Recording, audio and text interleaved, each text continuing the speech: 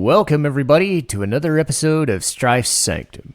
My name is Citizen Strife, and this week, I talk about a game that took over the indie world by storm last year, won some awards, won a lot of praise, but didn't know how to finish. I'm talking about Sea of Stars. And I'm doing this without my usual, set of primers, so I might go a little scattershot, but I will do my best. And the thing about Sea of Stars is it's really good in a couple of ways.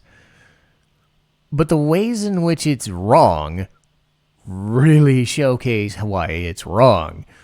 So, as tightly knit as it is, and as good as the characters are, to the most point, it's a game that shows it's running out of ideas, and it doesn't know what it's doing, and, maybe they have DLC planned, maybe they don't, I don't know. The last thing I'd heard was it sold really damn well for an indie game, won a lot of awards at the Video Game Awards, I think it was like Best Indie Game or something, and was up for like JRPG awards and stuff like that, and rightly so. I mean, it's a good game, but given where it was, it didn't have enough to sustain it.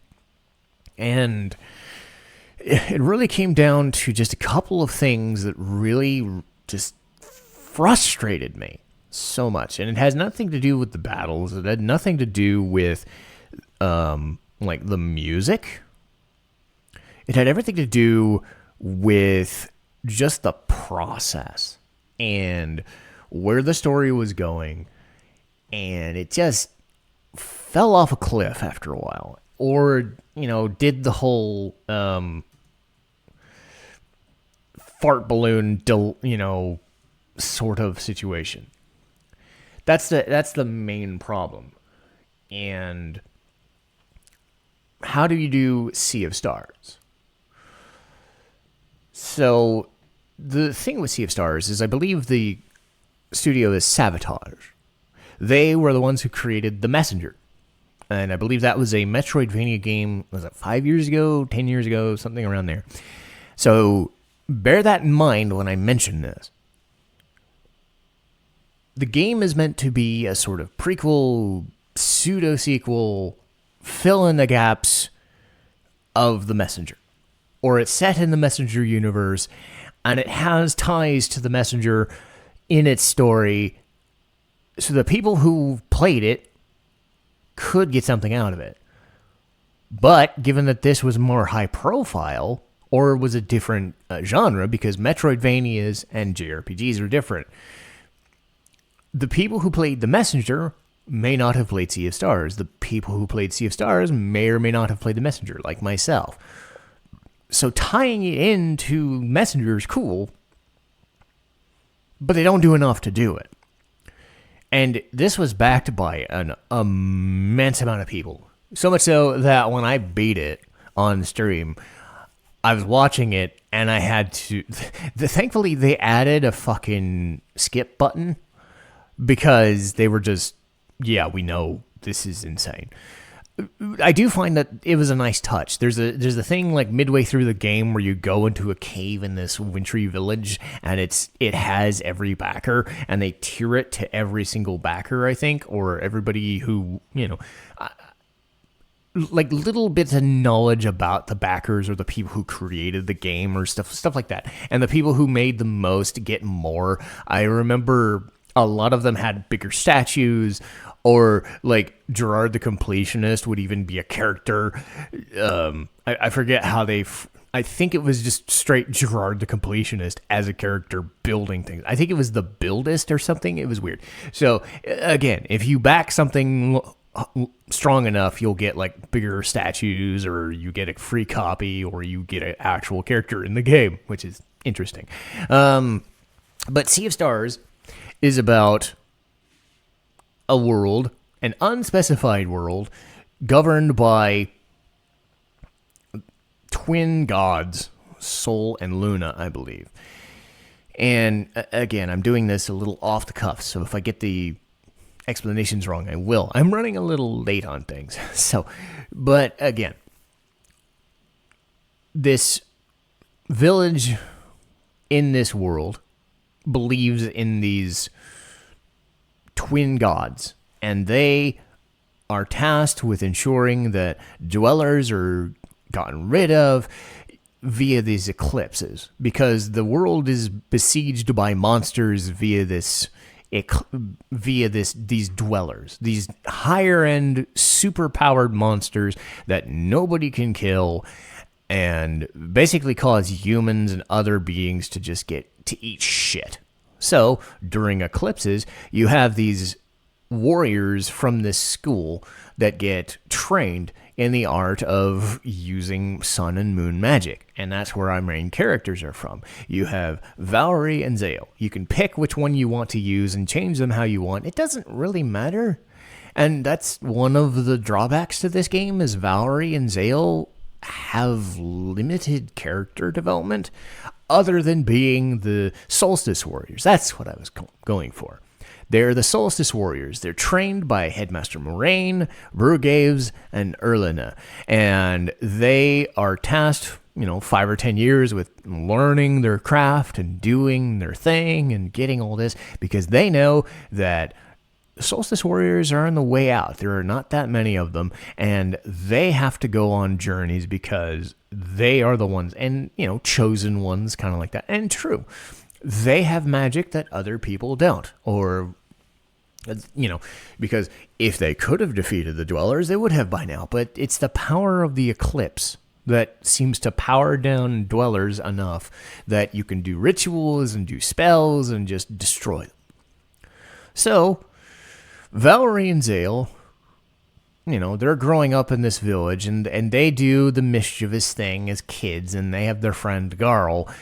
They try to go to some place while they're unprepared. And this is how they end up becoming Solstice Warriors, is Garl protects them, loses his eye, and then the story develops. Garl, for his credit, lost an eye and said, I don't blame you.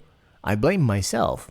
And I'm still your friend, and I'm still gonna be your friend. And, to his credit, he will be. Oh yeah, I'm sorry. You'll see the spoiler warning at the end of this video, or at the beginning of this video before you press it. So I covered my ass. But yes, I have to kind of get into the spoilers, otherwise you won't know why I'm kind of dismissing this game. But they do the things, couple of things go, and they're training. You kind of listen to Moraine, Brugraves, and Erlina, and you kind of tell that Brugaves and Erlina are like, should they be the ones doing this? This is really kind of... The headmaster is kind of like, well, we don't have a choice. Just ignore it. They're not hiding anything, because Valerie and Zale know that it is a dangerous threat. But Brugaves and Erlina are kind of getting fed up, and that ties later into the game. So Valerie and Zale graduate.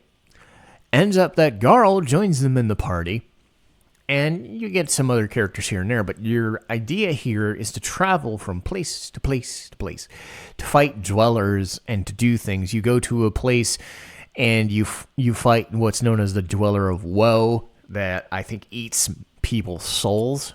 So the area in question has a bit of comedic effect where the people in the town know that shit's going south, but nothing happened, nothing to see here. You saw nothing these last 5 seconds. Goodbye. They're trying to ignore that things are going wrong. So you have to deal with Garl, who is not a Solstice Warrior, who cannot avoid the Dweller's call. And you have to save him. So somebody who joins you, known as Sarai, ends up joining you. She's been somebody that's been kind of following you around, hidden in the shadows, but not really hidden in the shadows. She's a character that you see here and there, and you can kind of put 2 and 2 together, and then she joins the party. So Garl gets kind of mixed out for a little bit, and those are the main things for the while. And getting back to Garl, he joins the party as a kind of like, what do they call it? Warrior cook, where you have Valerie and Zale, sun and moon. Valerie's moon or lunar, and Zale is the sun. They kind of mix and match. Sarai does like poisons, daggers. She delays movement, stuff like that. And I'll get into the battle system more effectively. But she's essentially a rogue, rogue / assassin kind of thing. Garl just heals the party and does damage, but he's more of a tank. You get a couple other characters. You actually get a character who's been a narrator. There's a character that knows what you're doing and is known as the archivist. And he kind of leads you, or maybe not leads, but anticipates you coming and joins the party on a temporary basis and says, okay, my name is Rashawn. I'm here for a reason, but I'm way more powerful than you think. But I don't know. I'm not going to tell you everything. Ends up he will later. But Rashawn is like poison / arcane magic mixed in. Then later on, you get another final character. You only really get like 5 or 6 characters in the game to play as. So it gets a... You don't have a lot of versatility, but you get enough. It's similar to the way Chrono Trigger or Dragon Quest VIII or, the smaller scale parties, Super Mario RPG, for instance. You don't have a lot of choice, but the battle system is fairly reasonable in how it wants to process. Might as well talk about the battle system now before I get back into the story, because all of the characters are available. The other character is somebody you meet in a second half of the game known as Bist, or B apostrophe ZT. So Bist, I think, is his name. He's basically like a brain in a jar. I'll get to that. But he's a brain in a glass jar. He punches really hard. He does arcane stuff. He does cool shit. The battle system is very Chrono Trigger-esque meets Super Mario RPG-esque meets... I would say delaying tactics, and a lot of the breaking locks of things you'd see in something like Octopath Traveler or Xenosaga 2, where you break locks to stop enemies from moving, or you break them to do damage, but you also delay their attacks so they don't do as much damage on you, because enemies hit hard in this game. They just hit hard. And you have to kind of do a little puzzle mechanic with your characters and say, which character does these things to do whatever. And the way you accomplish this is through buffing up your attacks. You do normal attacks, and you can gain your SP or MP back. And then you've got combo attacks, which can range from healing to delaying attacks to more damage to AoEs. Everybody has kind of a set pattern of things they want to do. Some people can do, huddle people in a row, so you can do AoEs more. You can hit people in a line. You can just do straight damage. Lots of cool stuff you can do. You can even do ultimate attacks, which are pure damage or, specialized moves. One of my favorites was Rashawn using the Great Eagle. My tendency later in the game was to use the combo attack with Sarai and Rashawn. He'd throw these potions up in the air, and she'd basically kick them in the air. And when you kick them, they actually help delay an opponent's attack by a turn. And then if you use the Great Eagle's special attack, if you use combos enough or specials enough, his Great Eagle not only does damage, but it also just is like a heavy delay on enemy attacks. So in certain boss fights, I could basically play defensive and deal with their normal attacks and then delay the hell out of their big stuff until I have enough to get rid of their guard. Because if you interrupt all of those little these little symbols, they'll flash and they'll have like sun, moon, poison, arcana, blunt, whatever. You do enough, in a set amount of time, you actually cancel that move. And as I've said, the enemies hit very goddamn hard in this game. It is not one to mess around. So I can, in certain instances, fight an enemy and use Roshan and Sarai to keep delaying their attacks and just deal with the minor attacks that they're doing. So that was my mentality of how to deal with some of the late game bosses. Just don't let them do any of their crazy shit, because that way I'm okay healing off, because you bounce around characters because they run out of MP pretty fast. But you also get these meals that you can cook. You get about 10 items that you can carry. Some heal HP only, some heal MP only, some heal all of them, some revive characters. And you build them as the game progresses, so you get better stuff, because you're supposed to also craft them yourself. You get better items to create them as you go. So the game gives you a lot of versatility in a very streamlined package.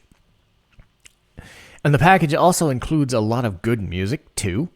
Eric Brown, who I believe is, I don't know if what do they call it, a pirate metal band or something like that. You can kind of tell, like, he is into that shit, because he composed The Messenger and he composes this, and a lot of the music is this simple yet really rewarding, like, heavier music / piratey, jaunty music. You know, not everything has to be super metal and everything, but it's good. It feels like old school games, but it still has its own like synths and cool effects to it. They even got Yasunori Mitsuda on a couple of tracks, one being Coral Cascades. I forget specifically which other ones he does, but by and large, this is one of the best soundtracks you'll hear. I think it was like, what was it, Death's Peak or some other name for the snowy area. You hear that song and you're just like, this is so fucking good. So the music carries you through.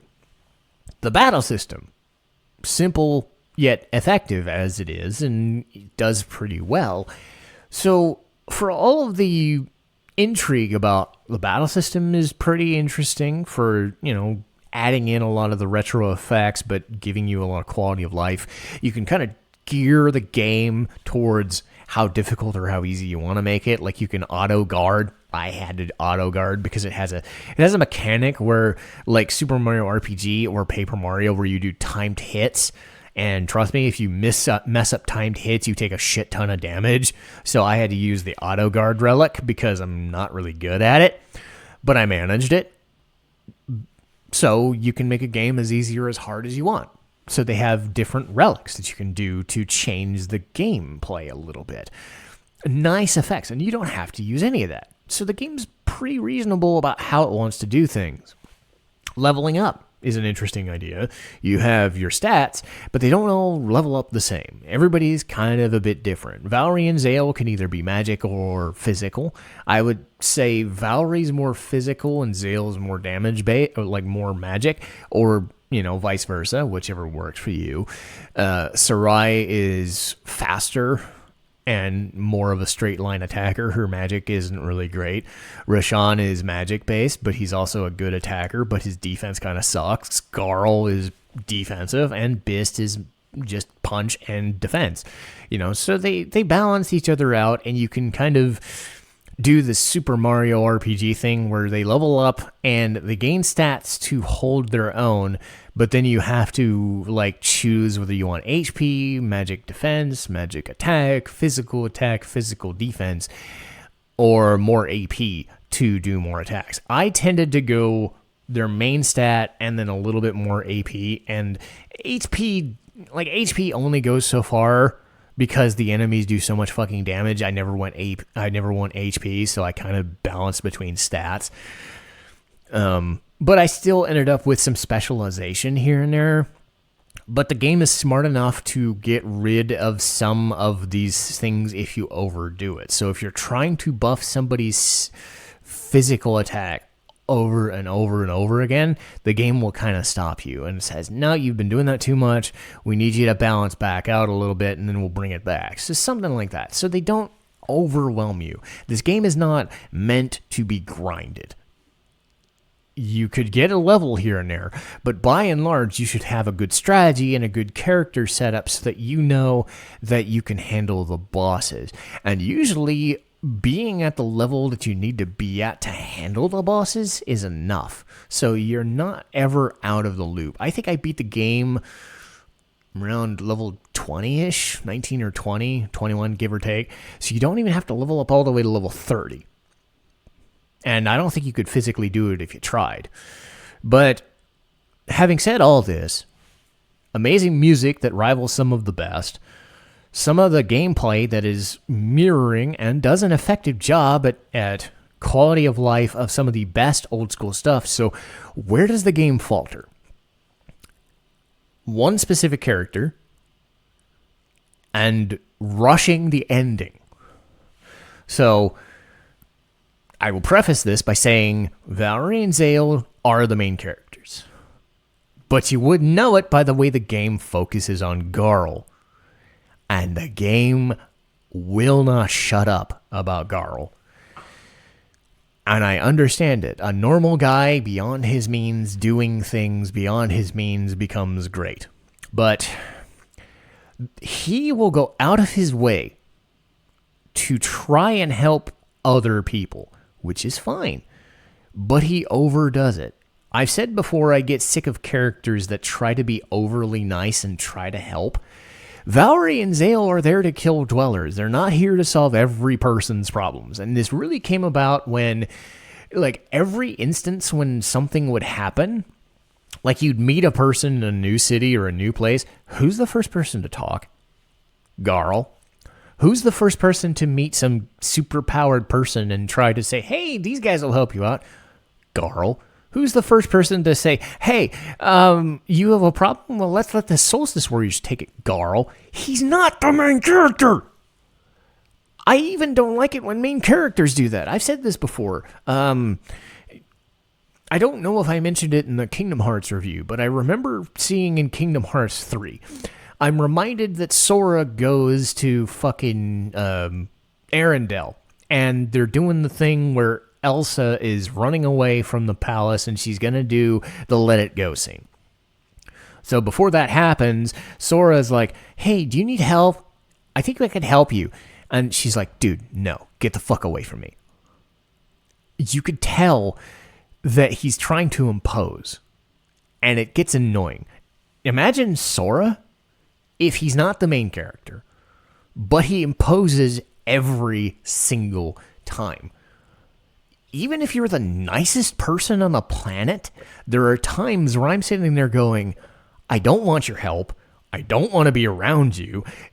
You're the friendliest guy in the world. It's like talking to somebody and you realize that you're talking to them, but you're kind of sick of the conversation and you just want them to leave you alone. It's like you want space.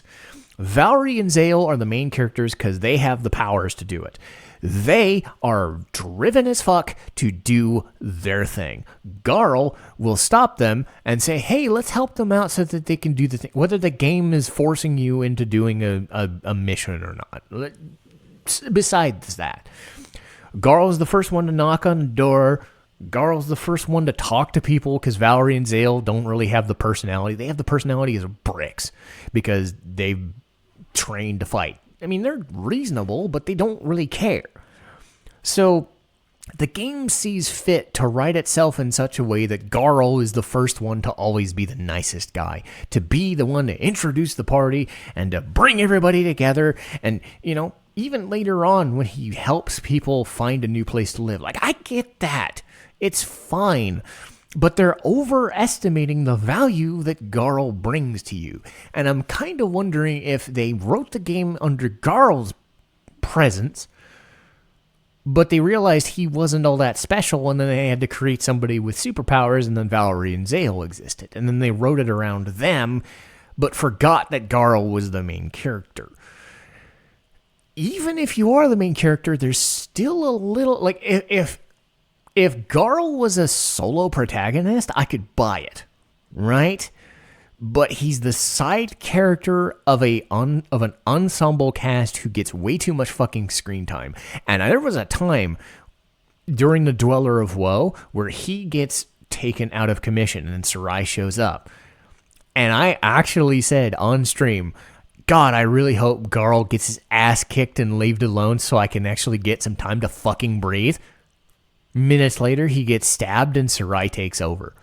And she shuts the fuck up. She's much like Valerie and Zale. She talks only when she needs to, and she kind of leaves herself alone. So Garl pisses me the fuck off. And again, I think this was one of those things where Garl pissed a lot of people off, but they don't want to admit it. I'm willing to admit that the game sucks because Garl is too fucking much of an annoyance. And that's not even the worst of it. So later on in the game, you meet up with the main villain. You realize that Brugaves and Erlina are kind of getting sick of this whole thing, and they try to stop you from doing your thing. And Rashawn ends up saying he knows who the main bad guy is. It turns out to be this thing known as Ephral, who is a similar alchemist to him.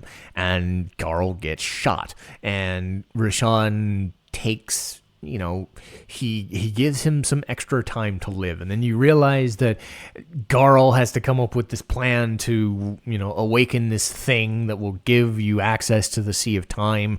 And then these dudes known as the Watchers these like giants that look like legs on stilts, they're just sitting in chairs.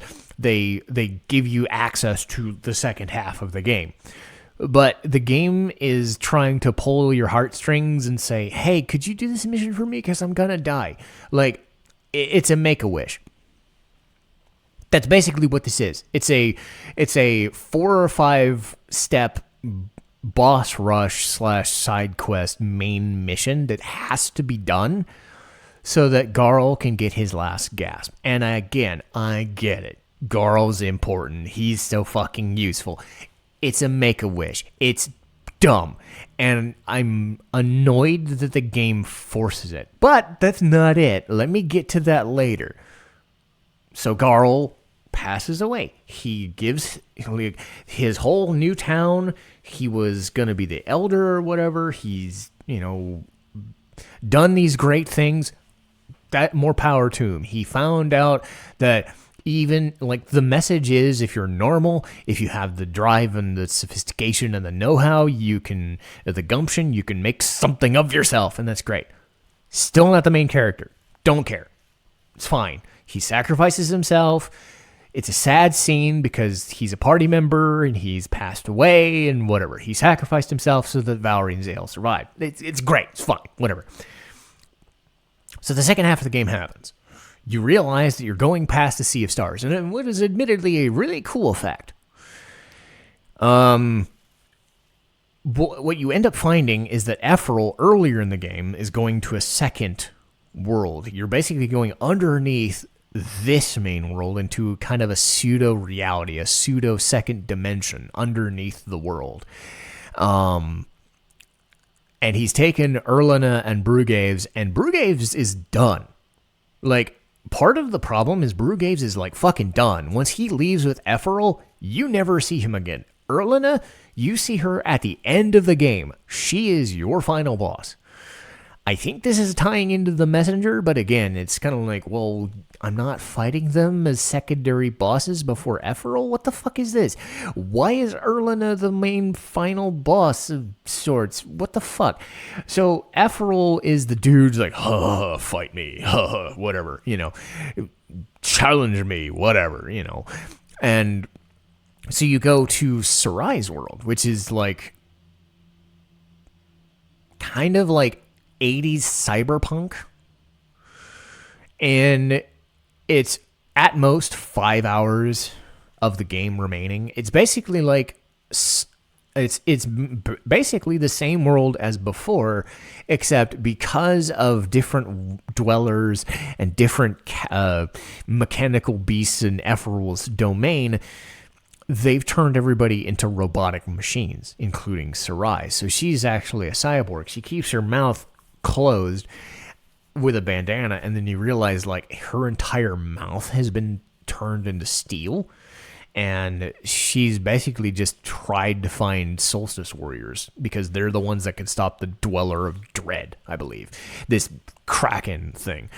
And the moon has, I think they said the moon has blocked out the sun in her world, and everything's been turned to shit. So the Solstice Warriors, if they can join in, I mean, that's kind of cool.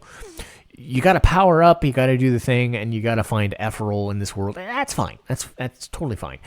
You got to end the game somehow, having a second world after this crazy fucking mind-bending scene of the ship going somewhere. That's kind of neat. Even going to like a modernized, and again, the way they go about the second world, they're not saying you've time traveled. It feels like time travel because the normal world is just medieval times bullshit, and now it feels like technical, cyberpunk. They do enough to justify that everything feels like Ephraim's domain. Like, he's smart enough to have done this himself and changed everything, that it's bleak and dark and disturbing and just bleh. I can buy it. What I don't buy is the fact that Ephraim is just kind of there, and you get to his domain, and you find him, and the final boss happens, and you fight Erlina. You beat Erlina in a very reminiscent fight to Queen Zeal from Chrono Trigger. I definitely got the references there. He just shoots Erlina and then gets to nope out with no recourse.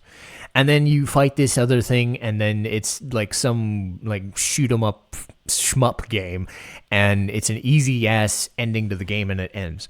But we're not done. Roshan shows up before that even happens and just lets the dude get off the hook and says, "You can't interfere in this world. Just let them leave." So Roshan, in the ending, he lets somebody get shot and turned into this monstrosity as the final boss. The main final boss is Erlina. You see her, you don't see her for half the game anymore. So it's not even like she or Brugaves is like a medium boss or the other bosses in the final area are just a dude with a chainsaw and this other guy who's fucking with your dreams. You don't fight Brugaves at all. You fight Erlina, but you're like, okay, are they part of the messenger? Was that something I was supposed to know?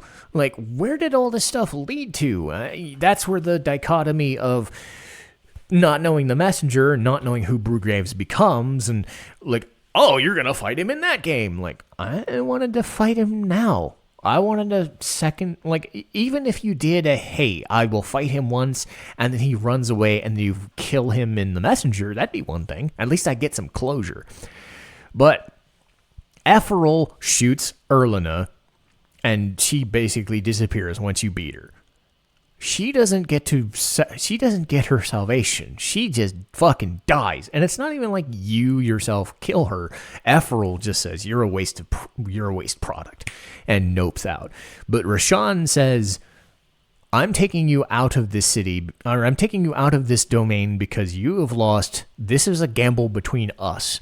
And then you realize it's kind of been like gods fighting amongst themselves, and we're just a bunch of ants. And you don't even fight Ephraim. He just leaves. Roshan leaves, and you feel like nothing happened. You're left to cover up their fuck-ups. And then you have the finale, the true finale, which, once you beat the game once and you fight Erlina, you can redo that boss fight again. But there's a trick. There's a bunch of mini side quests and things you can do. There's a fighting arena. There's a enemy and the whatever. You get special items and special equipment. But if you do those, guess who gets to come back to life? Through the mechanisms of weird sci-fi bullshit, you can survive. You can keep Garl alive. So yes, they created an entire true ending to make sure Garl survives. The same guy who was taking up all that fucking momentum and all that fucking space. The idea with the true ending is, no you didn't. Garl's alive. Ah, you're a bitch. I punch you in the face. Aha. And then you fight Ephraim because Garl goes in. Everything about the true ending is about Garl. It's not about Valerie and Zale, the two people who were on the box art, the two people who were the main characters, the Solstice Warriors, everything. No, this is about Garl. I've never seen a game other than Lunar 2 where the main character is just some other person than the one you're controlling. But at least in Lunar 2, Lucia is in your party as an NPC, and you kind of want to protect her, but she's also willing to just do stuff, but she's not trying to impose everything about her.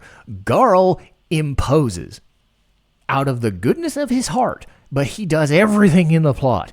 And your tolerance for trying to do the end game shit, which is about 3 hours of stuff, all comes down to whether you like Garl or not. When I got to the point where I figured out that the true ending was just, hey, the final boss is different and you save Garl's life, I was like, fuck this, I'm not doing it. So Sea of Stars, I love the ambition for a 20 or 30 hour game, and it has some good ideas, but it didn't know how to end at all. And it put emphasis on a character that was not all that interesting, but they propped him up as some sort of god figure. Whether they knew it or not, they overwhelmed the player, me, and I'm not the only one. There are some people who love Garl because of his gumption or whatever, or they like him, or they say you need to protect him or whatever, and it's sad that he dies. Like, cool. But you're bullshitting the ending by giving him a chance to survive because of time travel bullshit. You're making a true ending about Garl? I don't know. And then you don't give us the closure of any of the final bosses that you build up the entire game? I don't know. So, would I recommend Sea of Stars? Yes, no. It's a matter of frustration. There's a lot of good ideas at play that never seem fleshed out, and the one that they do, they overuse. So Sea of Stars ended up a really solid gameplay and characters, amazing music that drives you every single time you play it. But man, I would not play it more than once or even at all. So I guess that will do for me. And I just need a little time, because thinking about the way they handled the ending is just so I guess I'll leave you under that. Good game, bad execution. And I'll see you next time.